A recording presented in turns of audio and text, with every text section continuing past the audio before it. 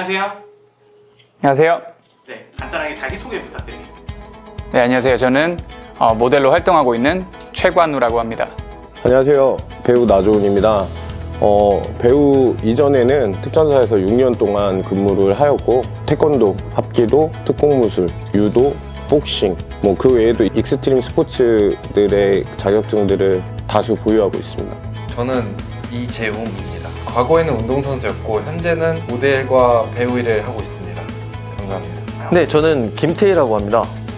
어떤 것 때문에 여기에 오셨습니까? 오늘은 이제 뭐 보형물 촬영한다고 해서 이렇게 오게 되었고, 좀 이제 운동을 한 사람을 좀 모집한다고 해서 이렇게 오게 됐습니다. 저는 복싱을 오랫동안 했었는데요. 그 복싱에 대한 운동을 가지고 여기에 어떤 실험하는 영상을 찍으러 왔습니다. 그 앞에 혹시 뭐 보이시나요? 네, 이게 뭔 것 같으세요? 그냥 보형물 아닌가요? 네, 맞습니다. 왜냐면 저희가 알려드렸기 때문이죠. 네. 네, 지금 계속 이렇게 막 촬영 준비 때부터 막 만지고 싶어서 네, 막 네. 약간 그러신 것 같은데 한번 만져보실래요?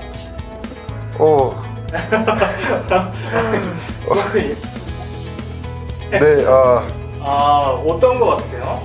되게 엄청 말랑말랑하고 부드러운 것 같아요. 만져도 되나요? 느낌이 괜찮은데요? 제가 뭔가 보형물을 하니까 네, 뭐 가슴을 만지는 것 같습니다. 촉감이 되게 부드러워요. 되게 부드러워서 아까도 이제 얘기하면서 계속 왜인지 모르겠지만 만지작거리게 되는 정말 부드러운 촉감. 오늘 이제 저희가 진행할 게 이제 네. 그거에 대한 안정성을 확인하는 실험을 할 거거든요. 네. 그래서 그거를 터트리실 수 있으실 것 같아요? 이거요? 네. 이거 터쳐도 되나요? 네, 터트려도 되는 거죠. 당연히 터질 것 같은데. 일단 최대한 한번 터뜨려 볼 수 있도록 하겠습니다. And here we go.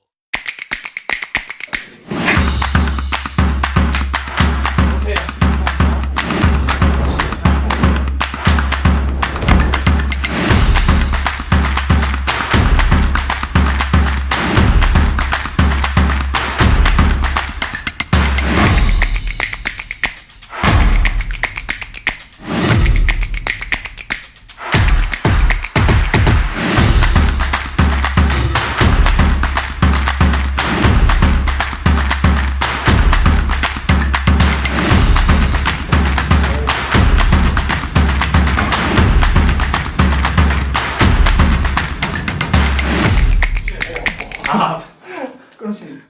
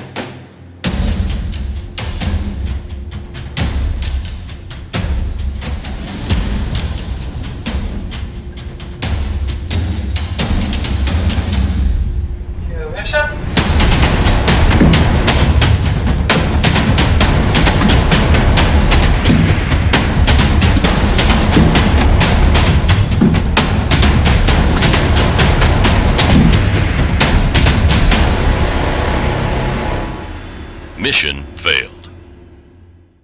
네. 오늘 되게 열심히 휘둘러 주셨는데 네. 네, 어떤 거 같으세요? 보형물 자체가 너무 부드럽고 칠 때도 네. 그냥 탱탱볼 친다는 느낌? 네. 네, 그러고 아무렇지도 않은 거 보니까 되게 어디를 부딪혀도 안전하고 좋았던 것 같습니다. 촬영 대기 중에도 계속 보형물을 만지시더라고요. 네. 그게 너무 신기해가지고 되게 엄청 말랑말랑하고 그냥 아이들 장난감 같은 느낌? 촉감 장난감. 네.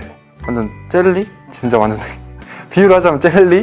그래가지고 와, 너 좋다 이렇게 생각을 했습니다. 네. 네. 처음 시작할 때나 다르게 되게 땀에 젖으셨는데 네, 어떠신 것 같으세요? 전 터트릴 수 있을 줄 알았는데 안 터지네요. 터틀 수 있을 줄 알았는데. 네. 오. 나중에 다른 거 들고 와갖고서 한번 터트려 보고 싶다. 욕심나네. 개머리판 괜찮다. 오늘 촬영 수고 많으셨습니다. 네, 고생 많으셨습니다. 네.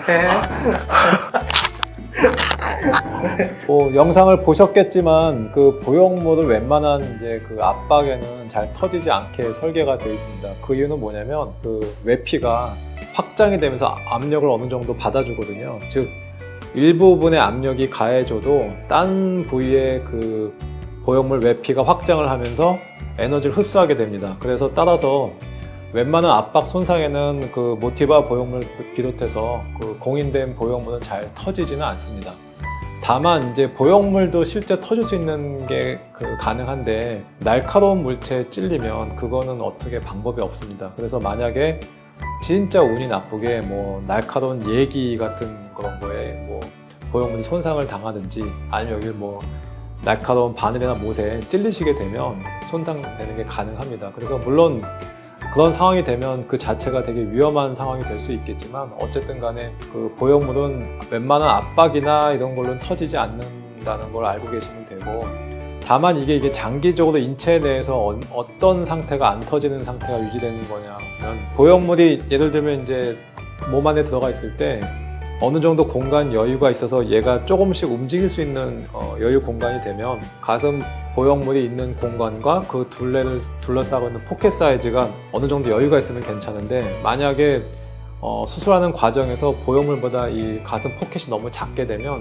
보형물을 꽉 누르게 됩니다. 그러면 어느 정도 보형물이 꽉 눌리게 되면 일부분이 이제 꺾이거나 찌그러질 수가 있거든요. 그러면 이게 그 찌그러져서 돌출된 부위가 계속 장기간 인체 내에서 이렇게 마모가 발생하게 되면 이 부위가 나중에 뭐 10년, 20년 정도 지나가면 그때는 파열되는 게 가능합니다. 그래서 만약에 보형물 파열을 가장 생기지 않게 수술하려면 어떤 것이 중요하냐면, 어느 정도 그 보형물보다는 더 방을 약간 크게 만들어서 그 보형물 들어갈 그 공간을 최종적으로 캡슐이 생기는 그 공간보다 보형물이 약간 작게, 즉 보형물보다는 캡슐을 약간 더 크게 만들게 되면, 그러면 당연히 안에 어느 정도 공간 여유가 생기고 보형물도 어느 정도 움직이고 동시에 압박이 돼서 이제 구겨지거나 리플링 같은 게 생겨서 마모돼서 터질 확률을 현저하게 낮출 수 있다고 생각하시면 됩니다. 실제로 그렇게 하는 게 이제 모양이나 이런 걸로 모양도 유리하죠. 그래서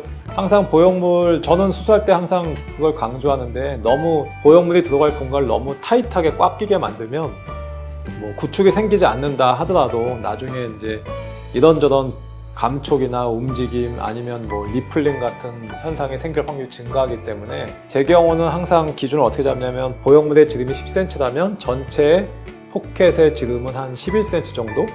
그래서 한 1cm나 1.5cm 정도 조금 더 여유 있게 만들어서 보형물이 약간 움직이게 만듭니다. 그러면 이게 나중에 구축 예방도 되고 리플링도 어느 정도는 이제 막아줄 수가 있는 게 됩니다. 또한 어떤 압박이 되었을 경우에 공간 여유가 있기 때문에 당연히 터질 확률도 줄어들게 되겠죠.